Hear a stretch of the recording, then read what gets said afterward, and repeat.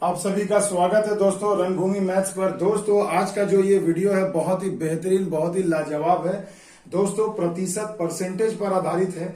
अभी मैं प्रतिशत पर एक सीरीज बना कर रहा हूं दोस्तों, जिससे आपको आने वाले सभी परीक्षाओं में फायदा मिलेगा। तो दोस्तों पार्ट 1 है ये प्रतिशत का। इसमें 3 टाइप के मैं क्वेश्चन आज आपको कराऊंगा जो बहुत ही महत्वपूर्ण और हर एग्जाम में पूछे जाते हैं। तो चलिए दोस्तों, जैसा कि देखिए दोस्तों, पहला क्वेश्चन आप देख पा रहे हैं। बस क्वेश्चन को देखिए दोस्तों, बहुत ही बेहतरीन है, इजी है, आता है परीक्षा में, मगर बच्चों ने कभी कभी इसमें मिस्टेक कर देना ही है। तो उस गलती को हमें कैसे बचा जाए, मैं आपको आज के इस वीडियो में समझाऊंगा। तो देखिए दोस्तों, कहा गया है कि यदि ए का वेतन बी के वेतन से 50% अधिक है तो बी का वेतन ए के वेतन से कितना प्रतिशत कम है। तो जबरदस्त तरीका बताऊंगा, ध्यान दीजिएगा। देखिए दोस्तों, कहा जा रहा है कि ये ए है और ये बी है। तो कहा जा रहा है कि ए का जो वेतन है बी के वेतन से कितना अधिक है, 50% अधिक है। देखिए प्लस हमने लिख दिया, यानी प्लस में मतलब 50% अधिक है। कौन अधिक है? ए बी से। तो मेरे बच्चों आपको करना क्या है, हमेशा आप, मैं पहले बेसिक कंसेप्ट समझा रहा हूं, हमेशा याद रखना कि कुछ भी नहीं करना है दोस्तों। आप पहले ये सोचिए ना कि बी का मान लीजिए वेतन अगर 100 रुपए है तो ए का वेतन इससे 50% अधिक होगा, यानी ए का वेतन कितना होगा?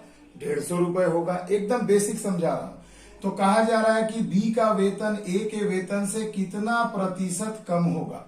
तो कम निकालना है दोस्तों। तो सिंपल सी चीज है, देखो बी का वेतन ए के वेतन से कितना कम है, तो आप कहोगे 50 रुपए कम है। देखो है ना, 150 में से 100 गए, 50 रुपए कम है।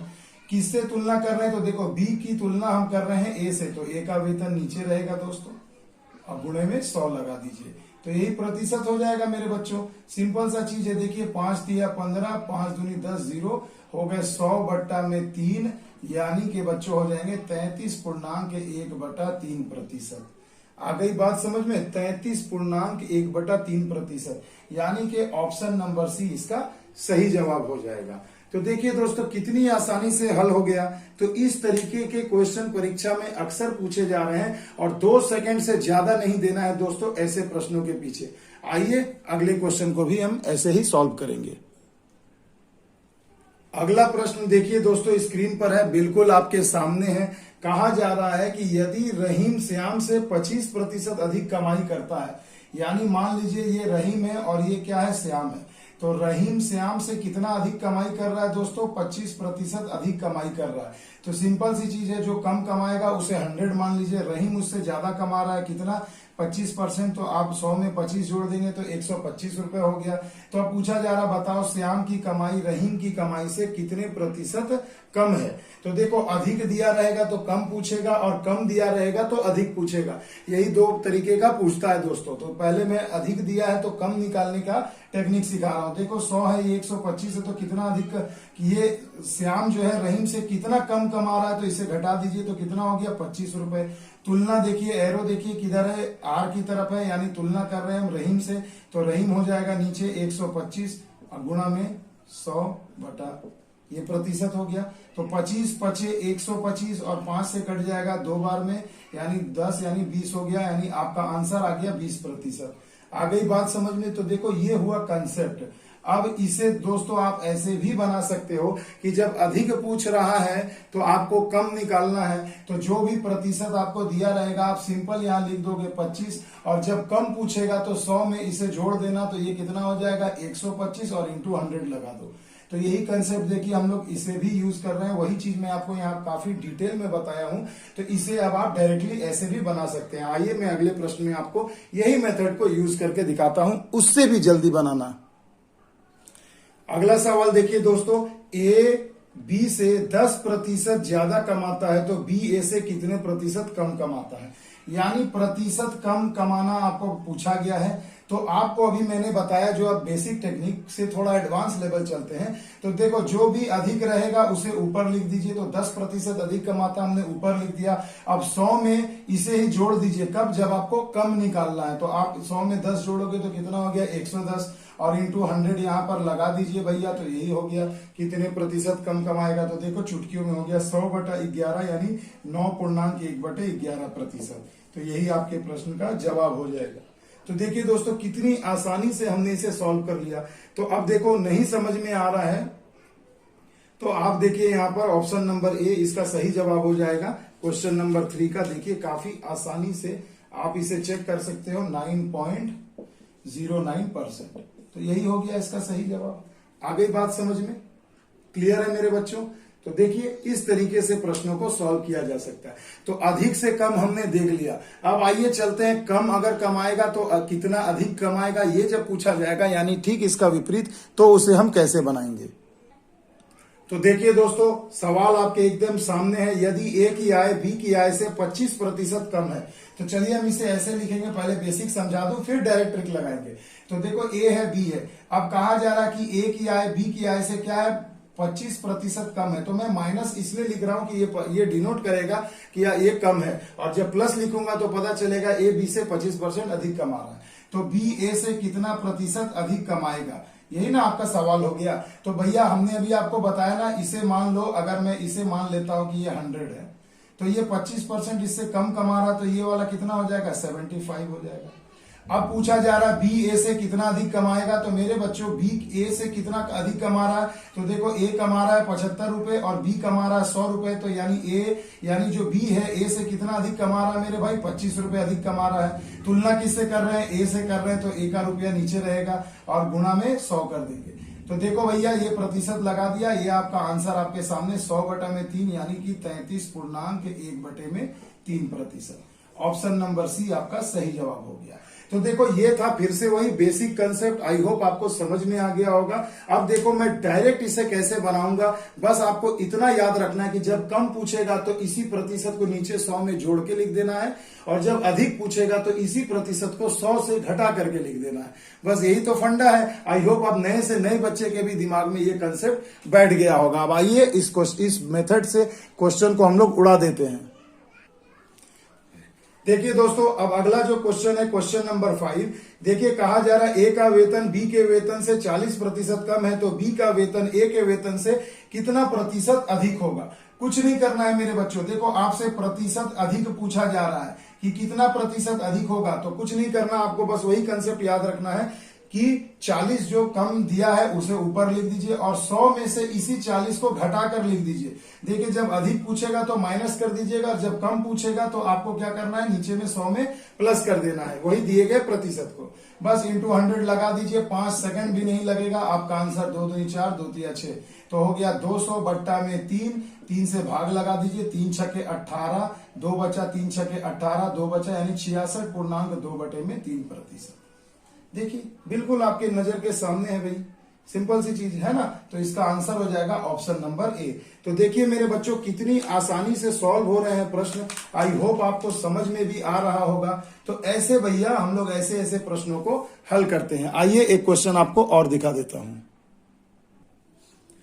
अब देखिए दोस्तों, दूसरा टाइप आपके स्क्रीन के सामने है, इसे जरा ध्यान से समझिएगा। ये है तो रियल में जो अभी मैंने आपको जो अधिक और कम वाला जो मेथड बताया उसी पर, मगर पूछा कुछ दूसरे तरीके से जाता है। तो इसे समझिएगा दोस्तों। देखिए क्वेश्चन नंबर 6 लगभग हर एग्जाम में एसएससी, आरआरबी, बैंक सब में पूछा जाता है। देखिए दोस्तों क्वेश्चन नंबर 6 में कहा जा रहा है एक निश्चित मद के मूल्य में 15% वृद्धि होती है। यदि उपभोक्ता उस मद पर अपना व्यय पहले जितना ही रखना चाहे तो उस मद की खपत कितने प्रतिशत कम करनी चाहिए। तो सीधी सी बात है, मान लो भाई अगर आप चीनी लाते हो महीने में 100 रुपए का, अगर मान लो चीनी का दाम 20% बढ़ गया और आपके घर से कहा जाए, पिताजी कहें कि नहीं भाई चीनी के लिए मैं महीने में 100 रुपए ही दूंगा, तो यानी जाहिर सी बात है तो चीनी आपको पहले की अपेक्षा कम मिलेगा। तो वही पूछा जा रहा है कि चीनी की खपत में या किसी भी मद यानी वस्तु की खपत में आप कितना कमी करोगे जिससे आपका खर्च जो है एज इट इज रह जाए, यानी 100 रुपए पहले होता था 100 रुपए ही होगा। तो मेरे बच्चों ऐसे प्रश्न को बनाने के लिए फिर से वही चीज, देखिए दाम में कितना वृद्धि हुआ मेरे बच्चों, तो दाम में वृद्धि हुआ है 15%, तो खर्च में कमी कितनी करनी होगी यही ना पूछा जा रहा है। तो सिंपल सा चीज है, वही कमी पूछा जा रहा है। अब देखो मैं दोनों सवाल को जोड़ दिया हूं, तो कमी का प्रतिशत पूछा जा रहा है तो पहले जो बढ़ा है लिख दो। तो देखो 15% बढ़ा है, कमी पूछा जा रहा है तो आपको क्या करना है, इसी प्रतिशत को 100 में जोड़ के लिख देना है। तो आप यहां लिख दोगे 115 और गुणे में क्या कर दोगे 100 कर दोगे, बस कटा दीजिए, यही आपका आंसर। 5 तिया 15, 5 दूनी 10, 5 तिया 15, यानी हो गए भैया 300/23। अब 23 से जरा भाग लगाओ तो 23 एकम 23, तो कितना हो जाएगा, यहाँ पर 7 बच जाएगा। 3 बार में 23 या 69 यानी 1 बचेगा। तो 13.1/23% की आपको वस्तु के खर्च में यानी खपत में क्या करनी होगी, कमी करनी पड़ेगी। तो देखिए 13.1/23 यानी कि ऑप्शन नंबर बी आपका सही जवाब हो गया। अब आ रहा है समझ में दोस्तों कि देखिए अधिक कमाता है तो बी ए से कितना कम कमाएगा। अब वस्तु का दाम बढ़ेगा तो उसकी खपत कितनी कम होगी, या वस्तु का दाम कम किया जाएगा तो खपत कितनी आप बढ़ा सकते हो। इस पर आधारित प्रश्न पूछे जाते हैं, ये 2 टाइप के। और भैया कुछ भी नहीं है, सिर्फ एक कंसेप्ट से देखो ये हर 2 प्रकार का ये जो सवाल है आप आसानी से एग्जाम में बना सकते हो। आ गया ना मजा दोस्तों, यही है रणभूमि मैथ्स की खासियत। आइए और भी कुछ क्वेश्चंस को आगे देखा जाए। अगला सवाल देखिए दोस्तों, कहा गया यदि तेल की कीमत में 30% की वृद्धि होती है तो एक परिवार को तेल के उपभोग में कितनी कमी करनी चाहिए जिससे खर्च वही रहे। तो देखिए दोस्तों, फिर से आपसे पूछा जा रहा है कि कीमत में 30% की वृद्धि हुई है, तो वृद्धि हुई है यानी आपसे कमी का प्रतिशत पूछा जाएगा।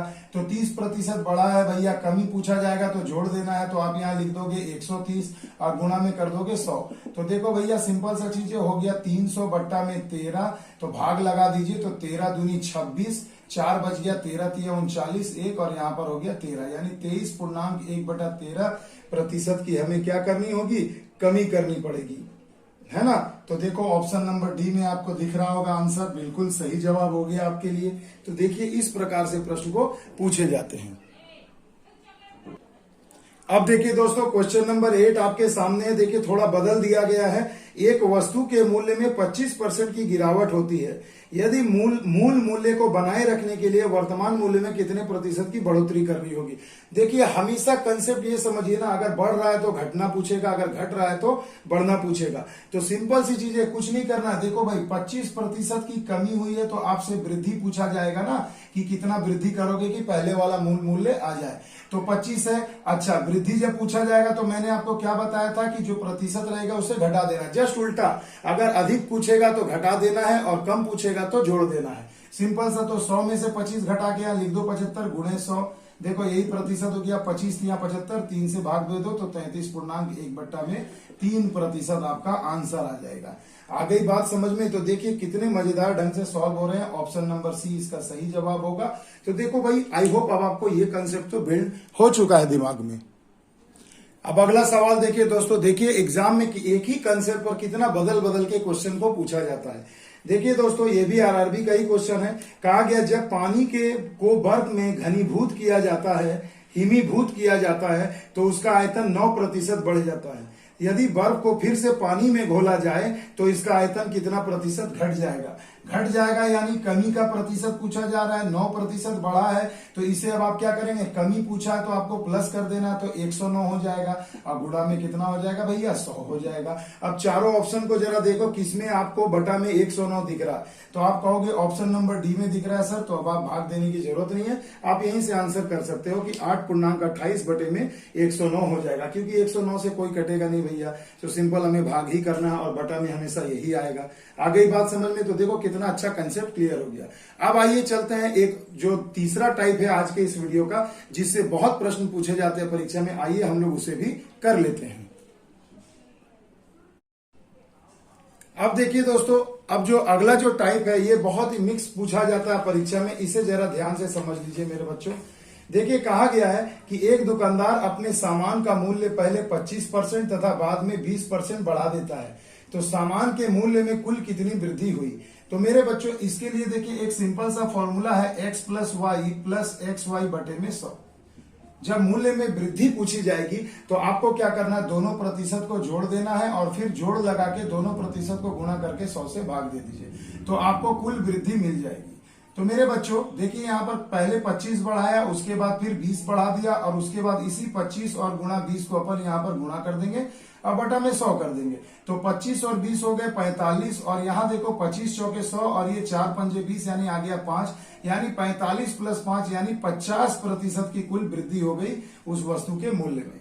तो ये क्रमवार वृद्धि पर आधारित है भैया, क्रमवार वृद्धि, ये याद रखना, क्रमवार वृद्धि। और जब क्रमवार बट्टा जो मैंने पहले भी बताया है और इस सीरीज में आगे भी आपको बताऊंगा कि अगले वीडियो में कि क्रमवार भट्टे पर आधारित कैसे प्रश्नों को आप सॉल्व करें।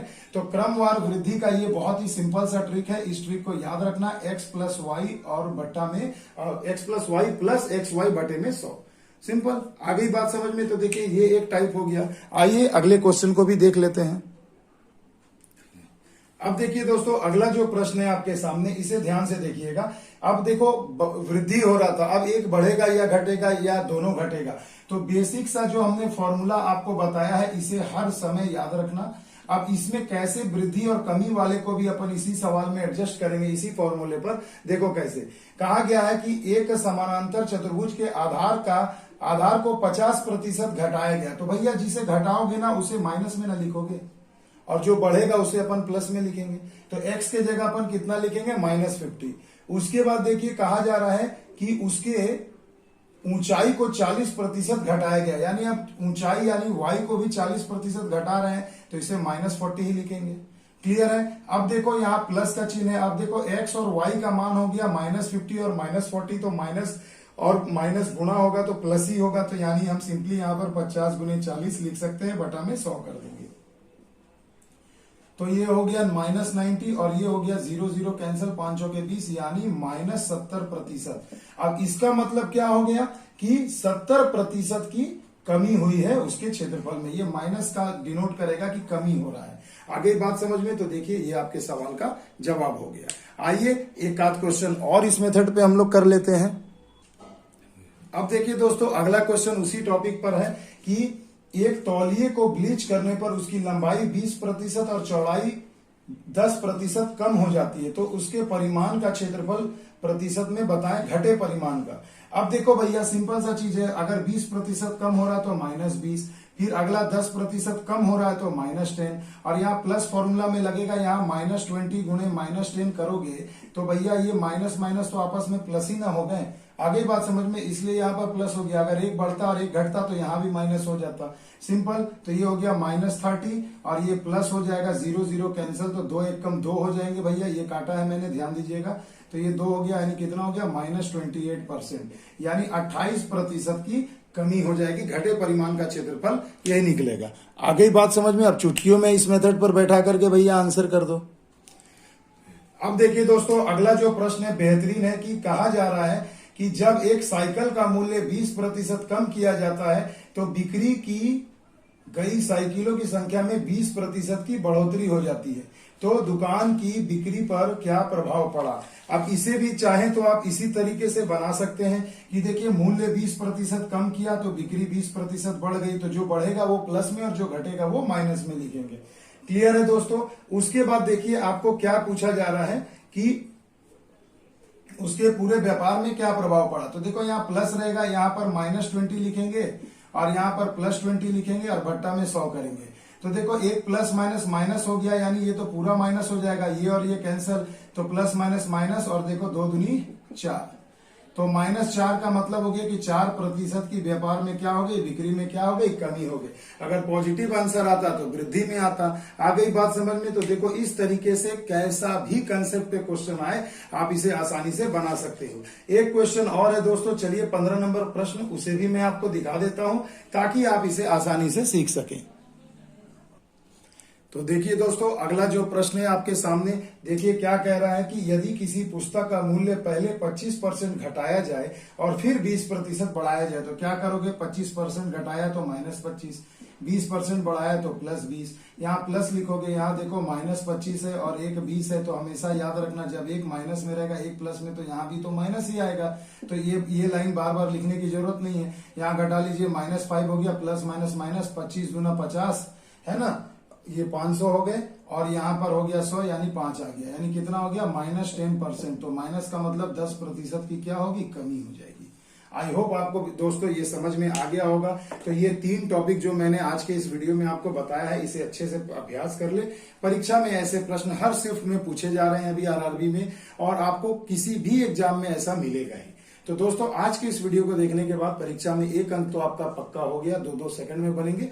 अगर वीडियो अच्छा लगे तो कमेंट सेक्शन में जाकर कमेंट करिएगा दोस्तों, और आपको किस टॉपिक पर वीडियो चाहिए आप ये भी मुझसे कमेंट में पूछ सकते हैं। तो चलिए दोस्तों, मिलते हैं अगले वीडियो में, तब तक के लिए दोस्तों जय हिंद, जय भारत।